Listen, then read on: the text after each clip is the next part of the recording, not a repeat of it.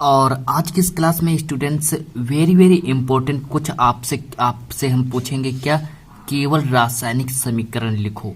आपसे एग्जाम में पूछा जाएगा कि केवल रासायनिक समीकरण लिखो, और कुछ रासायनिक समीकरण आपको दिए जाएंगे जैसे कि लेड नाइट्रेट को गर्म करते हैं। 2019 में ये प्रश्न पूछा जा चुका है, और जो कि हमने पूछा है कि और आज की इस क्लास में हम क्लास 10th साइंस के वेरी वेरी इंपॉर्टेंट प्रश्नों के बारे में बात करेंगे। और भी यहाँ पर समझ लीजिए, यहाँ से जो बोर्ड में जो प्रश्न है 101% पूछे जाते हैं।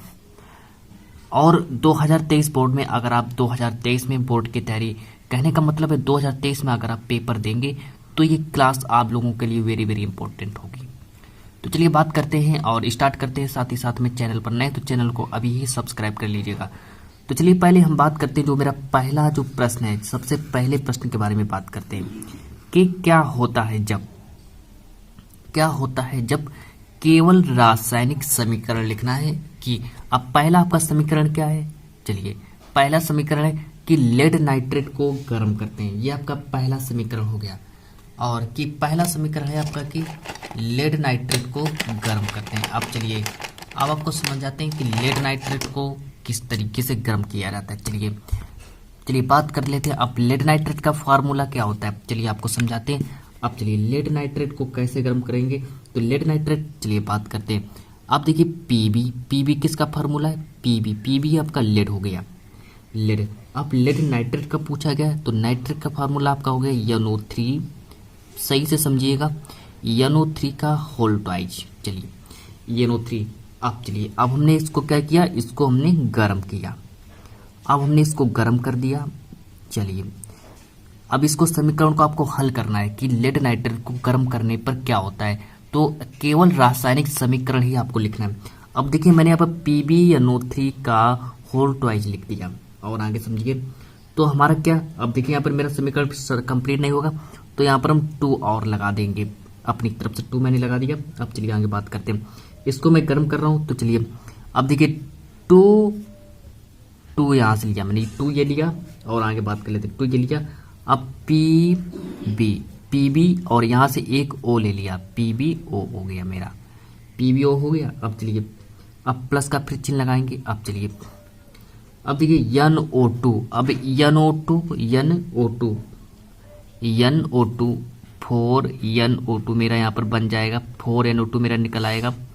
चलिए और प्लस का मेरा जो ऑक्सीजन है वो मेरा अलग आ जाएगा। ये देखिए आपका जो समीकरण है, ये आपका समीकरण हल हो गया, कंप्लीट हो गया है, नोट कर लीजिएगा।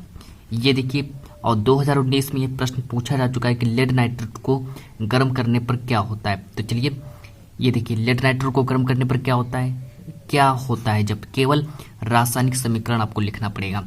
अब चलिए सेकंड के बारे में बात करते हैं कि एथेनोइक अम्ल सोडियम कार्बोनेट से अभिक्रिया करता है। जो एथेनोइक अम्ल जो है, अब जो एथेनोइक अम्ल जो है वो किससे अभिक्रिया करता है? एथेनोइक अम्ल जो है वो किससे अभिक्रिया कर रहा है? सोडियम कार्बोनेट से।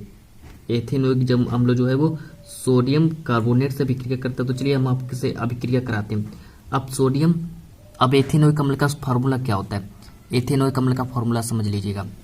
चलिए अब चलिए समीकरण को हल करा रहे हैं। चलिए गौर से देखिएगा, बिल्कुल सही से देखिए। अब देखिए इसका फार्मूला क्या होता है। अब एथेनोइक अम्ल का फार्मूला क्या होता है और सोडियम कार्बोनेट का फार्मूला क्या होता है। अब सोडियम कार्बोनेट का फार्मूला पहले इसको समझ लीजिएगा, CH3। चलिए CH3COOH फार्मूला, ये रिएक्शन थोड़ी बड़ी हो जाएगी, इतना समझ लीजिएगा। और प्लस ये किससे अभिक्रिया करता है? Sodium carbonate. सोडियम कार्बोनेट का फार्मूला होता है Na2CO3। ये देखिए Na2CO3 ये फार्मूला हो गया। अब इसको जब हम अभिक्रिया कराएंगे, इसको जब हम हल कराएंगे तो मेरा क्या प्राप्त होगा समझिएगा। तो मेरा यहाँ पर प्राप्त हो जाएगा आपका, चलिए CH3। अब चलिए यहाँ पर हमारा अभी 2 और लग जाएगा, 2 मेरा और लग जाएगा, तब मेरा समीकरण पूरा हल होगा। तो मेरा प्राप्त हो जाएगा 2CH3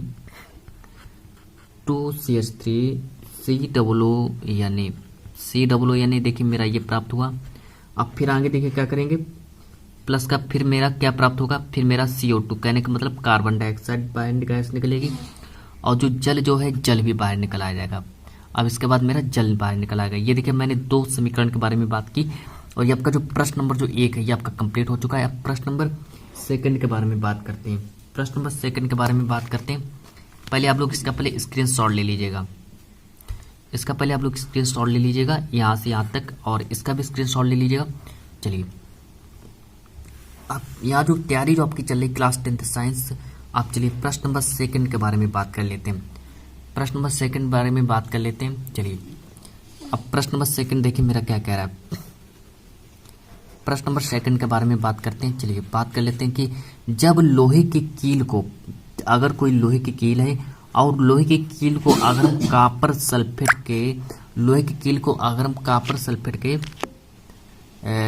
सल्फेट के विलयन में डुबोया जाता है। जैसे लोहे की कील है, अगर उसको हम कापर सल्फेट के विलयन में डुबो दे तो क्या होता है, तो विलयन का रंग क्यों बदल जाता है। जो विलयन का जो रंग होता है, जैसे आप लोग समझ रहे हैं कि जो अगर हम लोहे की कील को अगर हम किसी भी कापर सल्फेट के विलयन में डुबो दें तो उसमें क्या होता है, जो विलयन का जो रंग होता है, विलयन का जो रंग होता है वो बिल्कुल ही बदल जाता है। इतना समझ लीजिएगा। अब वो क्यों बदल जाता है आप लोगों को इसमें लिखना पड़ेगा। तो चलिए आपको हम ये प्रश्न आपका हम हल कराते हैं और आपको एक इसमें समीकरण भी आपको देना पड़ेगा, लिखना पड़ेगा आपको, इस समीकरण भी लिखना पड़ेगा। तो चलिए जो लोहा जो होता है वो कैसा होता है, लोहा जो होता है वो कापर की अपेक्षा अधिक क्रियाशील तत्व है। लोहा जो है कापर की अपेक्षा कैसा तत्व, वो अधिक क्रियाशील तत्व है। इसलिए यह कापर सल्फेट विलयन में से कापर को विस्थापित कर देता है। अब इसका अभिक्रिया का समीकरण निम्नवत है। अब आपकी यहाँ पर एक अभिक्रिया भी आपको हल कराएंगे और यहाँ पर हम आपको एक अभिक्रिया भी बताएंगे। तो पहले आपको इसे समझ लीजिए कि लोहा जो होता है कैसा होता है, लोहा जो होता है वो कापर की अपेक्षा अधिक कैसा क्रियाशील होता है, या कह सकते हैं क्रियाशील तत्व है। यानी कि कौन क्रियाशील तत्व है, लोहा जो है वो कापर की अपेक्षा क्रियाशील तत्व है। इसलिए यह कापर सल्फेट विलयन में से कापर को विस्थापित कर देता है। इतना समझ लीजिए। अब इसकी जो रिएक्शन, इसकी जो अभिक्रिया देख लीजिए किस तरीके से बनेगी, इतना समझ लीजिए। ये देखिए आपकी जो अभिक्रिया है, इसकी जो अभिक्रिया है, इसकी अभिक्रिया समझ लीजिए। अभिक्रिया जो निम्नवत है, अभिक्रिया देख लीजिए इसकी। अब चलिए आपको अभिक्रिया भी समझाते हैं। अब देखिए Fe आयरन और कापर सल्फेट, आयरन की अभिक्रिया मैंने कापर सल्फेट से कराई तो क्या होगा यहाँ पर, अब आपका देखिए फेरस सल्फेट प्लस कापर का यहाँ आ गया। इतना समझ लीजिएगा। ये देखिए ये अभिक्रिया आपकी निम्नवत हो जाएगी। अब देखिए आगे क्या मुझको लिखना है कि अभिक्रिया के फलस्वरूप विस्थापित कापर लोहे की कील पर जम जाता है। जो लोहे की कील जो है, कहने का मतलब जो विस्थापित जितना भी कापर जो होगा वो क्या करेगा, लोहे की कील पर जम जाता है। इतना समझ में आ गया। फिर आगे देख लेते हैं। तथा आयरन सल्फेट का विलयन प्राप्त होता है। जब उस पर जब जम जाता है लोहे की कील पर, कापर जब लोहे की कील पर जब जम जाता है तो क्या होता है, तो कापर विलयन का रंग प्राप्त होता है। कापर आयरन सल्फेट का विलयन प्राप्त होता है जिसका रंग कापर सल्फेट के विलयन से हल्का होता है। चलिए ये आपका प्रश्न नंबर जो प्रश्न नंबर जो आपका 2 जो था ये आपका कंप्लीट हो चुका है। और चलिए प्रश्न नंबर 2 का आप लोग स्क्रीनशॉट भी ले सकते हैं कि जब विलयन के कील को कापर सल्फेट के विलयन में डुबोया जाता है तो विलयन का रंग क्यों बदल जाता है। इसका हमने आंसर आप लोगों को बता चुके हैं। तो चलिए यह आंसर आपका कंप्लीट हो चुका है। प्रश्न नंबर 3 के बारे में बात करते हैं और प्रश्न नंबर 3 के बारे में बात कर लेते हैं आपसे। चलिए प्रश्न नंबर 3 देख लेते हैं आपका क्या है। और मैंने यहाँ पर देखिए प्रश्न नंबर 3 के बारे में बात कर लेते हैं कि ऊष्माक्षेपी। चलिए अब चलिए प्रश्न नंबर 3 देख लीजिए कि ऊष्माक्षेपी या फिर कह सकते हैं दहन एवं ऊष्माशोषी अभिक्रिया का क्या अर्थ है, उदाहरण दीजिए। उदाहरण देना या फिर करके दिया है कि दहन पर संक्षिप्त टिप्पणी लिखो। ये देखिए आपसे इस तरीके से प्रश्न पूछा जा सकता है और इस तरीके से भी प्रश्न पूछा जा सकता है, लेकिन जो आपको उत्तर जो लिखना है, उत्तर हम आपको यहाँ पर लिखाने जा रहे हैं। बिल्कुल गौर से समझिएगा, बिल्कुल सही से देखिए इसका उत्तर हमको किस तरीके से लिखना है। चलिए पहले देखिए यहाँ पर आंसर डालेंगे। पहले हमको हेडिंग डालना है क्या, ऊष्माक्षेपी अभिक्रिया। पहले हमको हेडिंग डालनी पड़ेगी। पहले हमको हेडिंग डालना ऊष्माक्षेपी अभिक्रिया या फिर कह सकते हैं दहन हेडिंग डालनी है। अब देखिए इसका जो आंसर कैसे बनेगा, जिन रासायनिक अभिक्रियाओं में उत्पाद के निर्माण के साथ साथ। कहने का मतलब है जितनी भी रासायनिक अभिक्रियाएं हैं अगर उनमें उत्पाद के साथ साथ क्या होता है, अगर ऊष्मा भी उत्पन्न हो रही है तो क्या, तो उन्हें कौन सी अभिक्रिया कहेंगे, तो उन्हें ऊष्माक्षेपी अभिक्रिया कहते हैं। तो उन्हें ऊष्माक्षेपी अभिक्रिया कहते हैं। ये आपकी ऊष्माक्षेपी अभिक्रिया कहने मतलब पहले आपको हेडिंग डालनी पड़ेगी और फिर उसकी आपको परिभाषा भी लिखनी पड़ेगी कि जिन रासायनिक अभिक्रियाओं में उत्पाद के निर्माण के साथ साथ क्या होता है, ऊष्मा भी उत्पन्न होती है, तो उन्हें हम ऊष्माक्षेपी अभिक्रिया कहते हैं। उदाहरण के तौर पर हम आपको समझा सकते हैं कि उदाहरण के तौर पर आप लोग समझ लीजिए कि प्राकृतिक गैस का दहन, जैसे प्राकृतिक गैस आपको हम यहाँ पर देखिए, जैसे मेथेन हो गया, CH4 मेथेन को कहते हैं, और 2O2 मैंने ले लिया, मतलब ऑक्सीजन ले लिया, 2 ऑक्सीजन का अणु ले लिया और CO2 प्लस 2H2 और साथ ही साथ में ऊष्मा हमको प्राप्त हुई। तो इतना आप लोग समझ लीजिएगा। ये आपका जो, अब चलिए अब आगे देख लेते हैं। फिर आगे देखिए प्रश्न में क्या कह रहा है। फिर प्रश्न कह रहा है कि उदाहरण देकर समझाइए। ऊष्मा शोषी के भी अभी परिभाषा लिखानी है और ये आपकी जो परिभाषा ऊष्माक्षेपी की परिभाषा हो चुकी है, इतना समझ लीजिए।